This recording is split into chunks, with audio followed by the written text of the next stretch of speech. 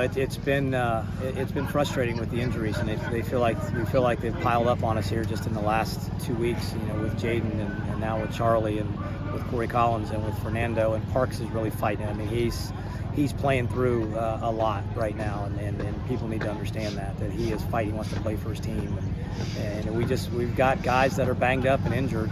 But when something like that happens, someone has to step up. It's just the next guy, and that's what Jarvis did. And for him to be, standing on the rail, and all of a sudden, hey, Jarvis, go get loose in the first inning. I mean, he probably just got settled in. Just got his cup of Powerade and a core, and a Cliff Bar, and now all of a sudden you're going into the game. So it's really tough to do. He threw 57 pitches on Tuesday. And so I was thinking, okay, maybe 3 innings. Let's try to piece this thing together. And he goes out there and almost gives us 6. And just as good an effort as you'll see out of a freshman under those circumstances. Was he the only thought of who to put out there at that time, or did y'all talk about that at all? Or? I went out there to check on Charlie. And our trainer immediately, and Charlie was like, let me try to throw a pitch. He felt a pop. We don't think it's bad, but the hamstrings are hamstrings, so it's at least a week, we think. But that was my thought. Jarvis and I looked into Coach Kenny, and I kind of did this, and he hit the left arm, and he's the lefty that's available today. So yeah, we were both on the same page that it was going to be Jarvis, and because we had talked about possibly him jumping in the rotation next week. Just because he's thrown so well, and this week to throw like he did on Tuesday, to come back and throw like he did today, I mean, I think he's going to be freshman of the week. There's no question about it.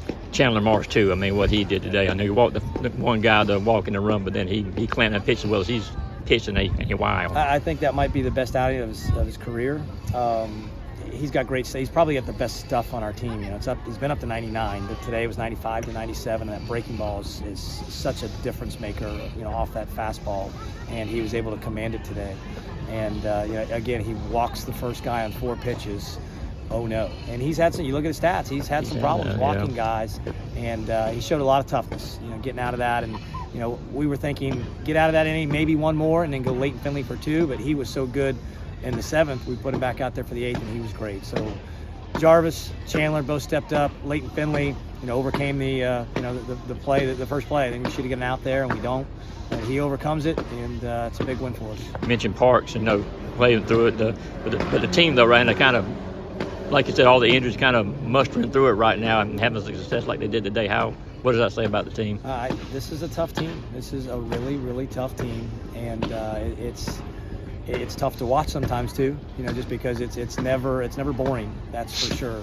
And we've lost some games like that early in the year. We're losing that game. We'll find a way to lose that game, and we're starting to win now. And I think we're 8-5 out of our last 13 in the SEC. So I'll put that up with just about anybody in the league right now. The last 13, we're playing a lot better. We still dug that big hole for ourselves, so we're still trying to climb out of it. But we're playing better baseball. We're banged up. But it doesn't matter. No one feels sorry for you in this league. We just got to overcome it and try to win a series tomorrow. Is Liam good for tomorrow? We think so. We'll name that later tonight probably, or maybe let him sleep on it. But he was bouncing around good today, and I asked him at breakfast, feeling good. He's like, yeah. Just kind of struggling with shoulders, like, why you keep asking me that, Coach?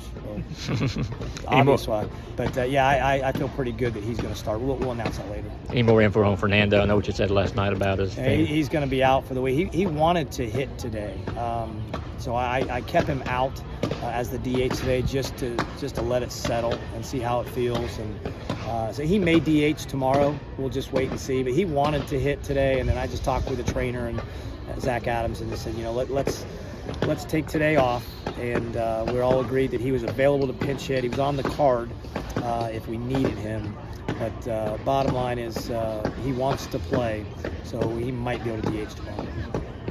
A lot of swing and miss from Jarvis on fastballs up. Is that just a matter of the ride he's able to get on that pitch? Well, I'm just glad he's starting to do it to other people, because he does it to us in our squad all the time. He led our team in strikeouts in the fall. He had more strikeouts than any pitcher that we had in the fall, and he was getting strikeouts on that ride, that high fastball. And it's up to 90. It was mostly 88, 89 today, but up to 90.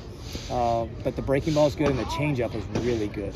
And so all of a sudden you start thinking about that changeup, and he sneaks that fastball by, and he's got a good reach. He gets out there. He's long and athletic, and he's confident.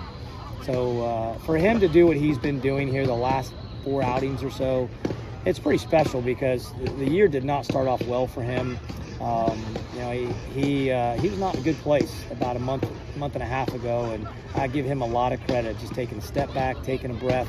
You know, his parents are really supportive of him. He got a lot of support amongst his teammates and the coaching staff, and just really proud of Jarvis to overcome, you know, where he was. You know, it's tough being a freshman in this league, and he's overcome it, and he's put himself in a really good spot, and I'm glad he's on our team.